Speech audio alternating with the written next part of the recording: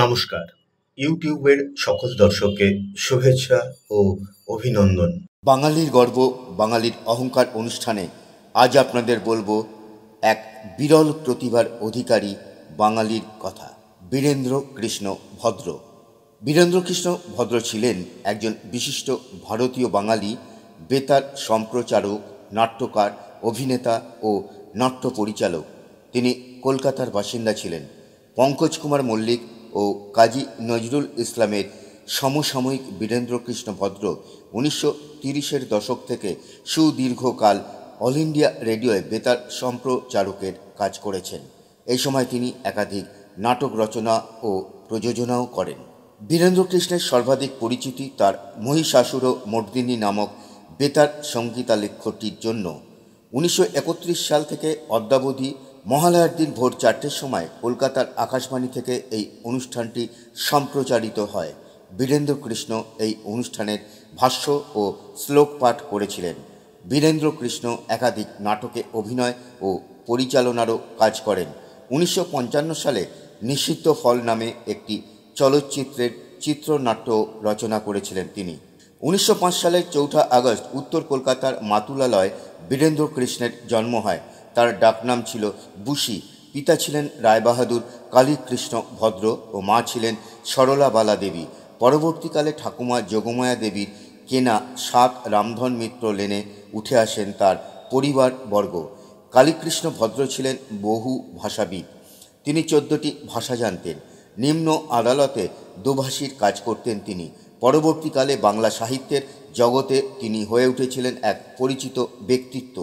Kalikrishna police কোর্টের বিশিষ্ট আইনজীবী কালীচরণ ঘোষের দ্বিতীয় সন্তান সরলাবালা দেবীকে বিবাহ করেন। 1927 সালে তিনি রায়বাহাদুর খেতাব পান। কালীকৃষ্ণের 2 পুত্র জন্মায়, ভূপেন্দ্র কৃষ্ণ ও বীরেন্দ্র কৃষ্ণ। বীরেন্দ্র কৃষ্ণ 1926 সালে ইন্টারমিডিয়েট ও 1928 সালে কলকাতার স্কটিশ চার্চ কলেজ থেকে স্নাতক হন। বীরেন্দ্র কৃষ্ণ ভদ্র একাধিক ধ্রুপদী কাহিনীকে বেতার নাট্যের রূপ দেন। 1930-এর দশকে তিনি যোগ দেন অল ইন্ডিয়া রেডিওয়। এই সময় থেকেই দুর্গাপূজা উপলক্ষে দেবী দুর্গার পৌরাণিক কাহিনী অবলম্বনে 2 ঘণ্টার সঙ্গীতালেখ্য মহিষাসুর মর্দিনী অনুষ্ঠানের সঙ্গে যুক্ত হন তিনি। এই অনুষ্ঠানটির গ্রন্থনা করেছিলেন বাণীকুমার ভট্টাচার্য এবং সঙ্গীত পরিচালনা করেছিলেন পঙ্কজ কুমার মল্লিক। বীরেন্দ্র কৃষ্ণ ভাষ্য ও শ্লোক পাঠ করেন। আজও দুর্গাপূজা শুরু হয় এই অনুষ্ঠানটির মাধ্যমে। তিনি 7টি ছদ্মনামে রেডিওতে প্রচুর অনুষ্ঠান পরিচালনা করেছেন। তিনি অনেক রম্য রচনা ও নাটক লিখেছেন। বীরেন্দ্র কৃষ্ণ মেস নাম্বার 49 সহ একাধিক নাটক রচনা করেন। বিমল মিত্রের সাহেব বিবি গোলাম উপন্যাসটিকে তিনি মঞ্চায়িত করেছিলেন। 1952 সালে বঙ্কিমচন্দ্র চট্টোপাধ্যায়ের সুবর্ণগোলক গল্পটিকে তিনি নাট্যায়িত করেন। আজও দুর্গাপূজার সূচনায় মহালয়ার দিন বীরেন্দ্রকৃষ্ণ ভদ্রের মহিষাসুর মর্দিনী অনুষ্ঠানটির রেকর্ড আকাশবাণী কলকাতা থেকে সম্প্রচারিত হয়।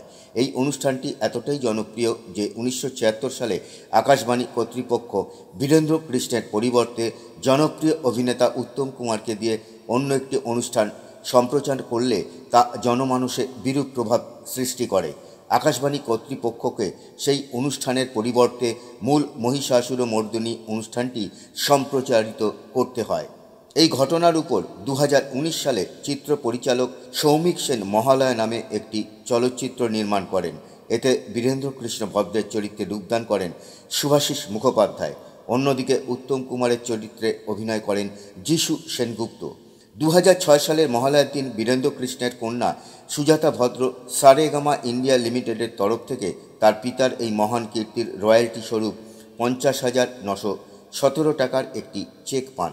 বীরেন্দ্র কৃষ্ণ ভদ্রের রচনাবলী: 1948 সালে হিতোপদেশ, 1963 সালে বিশ্বরূপ দর্শন, 1965 সালে রানা বেরানা, 1985 সালে ব্রতকথা সমগ্র এবং শ্রীমদ্ ভাগবত সম্পূর্ণ দ্বাদশ স্কন্দ উপেন্দ্রচন্দ্র শাস্ত্রীর সঙ্গে 1990 সালে।